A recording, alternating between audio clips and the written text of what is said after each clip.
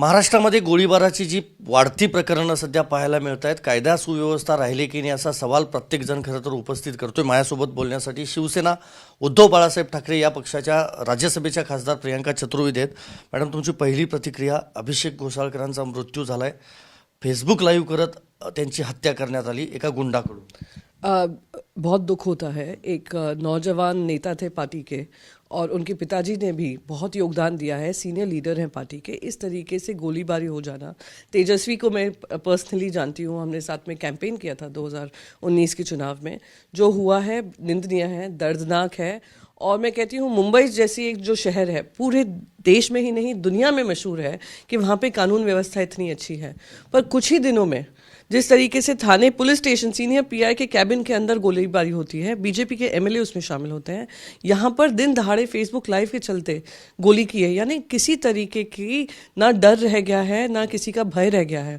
और उसने मॉरिस जो है, मॉरिस 4 दिन पहले एकनाथ शिंदे के साथ दिखा है. वो एकनाथ शिंदे के साथ शामिल होने चाह रहा था. वहीं साथ में हमने अमृता फडणवीस के साथ फोटो देखी. हमने वहाँ जो हमारे वो कलंकित राज्यपाल रहे हैं कोश्यारी, जो होशियार बनकर चले गए, उनके साथ फोटो देखी. गोपाल शेट्टी के साथ फोटो देखी. तो किस तरीके के आप लोग पाल रहे हैं जो दिन दहाड़े इस तरीके का काम करते हैं. दर्दनाक है. और मैं मांगती हूँ कि जो गृह मंत्री हैं देवेंद्र फडणवीस, जो कल रात से कहीं नहीं दिख रहे हैं, वो इस्तीफा दें. और एकनाथ शिंदे जो अपने आप को बहुत अच्छे वो मानते हैं कि बहुत अच्छा काम कर रहे हैं, वो तो कलंकित इतिहास में कलंकित इनका कार्यकाल रहेगा. इनको भी इस्तीफा देना चाहिए. पण काय वाटतं, एकंदरीत 3 प्रमुख राजकीय नेते पक्षांचं हे सरकार आहे महाराष्ट्रातलं. तुम्ही म्हणताय राजीनामा दिला पाहिजे. आता संसदेचं अधिवेशन सध्या सुरू आहे. तुम्ही काही केंद्रीय गृहमंत्र्यांकडे याची काही तक्रार करणार आहात का, किंवा काही मागणी असणार? नहीं, बिल्कुल. मैंने जब अभी बजट के ऊपर चर्चा हुई थी मोशन ऑफ थैंक्स को लेकर, जिस तरीके से गुंडाराज महाराष्ट्र में चल रहा है, मैंने ये कहा था गैंग वॉर्स चल रहे हैं महाराष्ट्र में और हमारे संविधान की रोज धज्जियां उड़ाई जा रही हैं. राष्ट्रपति को उस पर संज्ञान लेना चाहिए, गृह मंत्री को उस पर संज्ञान लेना चाहिए. मैंने अपने बाकायदा भाषण में बोला. पर ये तो हदें पार करने वाली चीज़ है.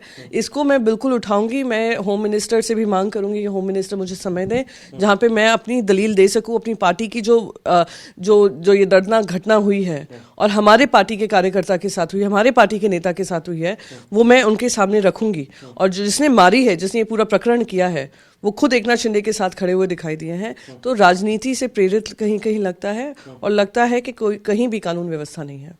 आणखी एक प्रश्न. श्वेतपत्रिकेवर आज चर्चा होणार आहे. 10 वर्षापूर्वीचा गैरव्यवहार आत्ता काढला जातोय केंद्र सरकारकडून. 10 साल पहले देश की जनता के सामने आपने जो भी आपके जनता के बीच में आपको कहना था, महंगाई की मार, युवा बेरोजगार, किसानों की दुगनी आय, ये सब आपने सारा हवाला दे चुके हैं. 10 साल पहले जनता ने आपको चुनकर भेजा है. और चुनने के बाद अगर आप वही 10 साल पहले का वो रिकॉर्ड फिर से चलाएंगे, जनता भी आपसे दुखी होगी. आपके श्वेत पत्र में अपना काम बताइए ना. आप श्वेत पत्र नहीं जारी कर सकते हैं क्योंकि आपका ये कलंकित इतिहास रहा है अर्थव्यवस्था को लेकर. बेरोजगारी रिकॉर्ड तोड़ है, महंगाई रिकॉर्ड तोड़ है, खुल के भ्रष्टाचार महाराष्ट्र में चल रहा है, पर कोई उस पर लगाम नहीं है. म्युनिसिपल कॉर्पोरेशन का पैसा आदमियों को खरीदने का काम कर रही है.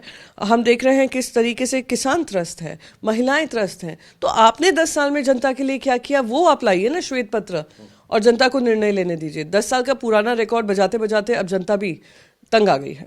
अगदी जनता हैरान आहे. 10 वर्षातला जो काही त्यांची जी कामं आहेत किंवा जो इतिहास आहे तो जनतेसमोर आणावा केंद्र सरकारनं, अशी मागणी खासदार प्रियंका चतुर्वेदी यांनी केली आहे. व्हिडिओ जर्नलिस्ट राकेश कुमारसह मी संदीप राजगोळकर, TV9 मराठी, नवी दिल्ली.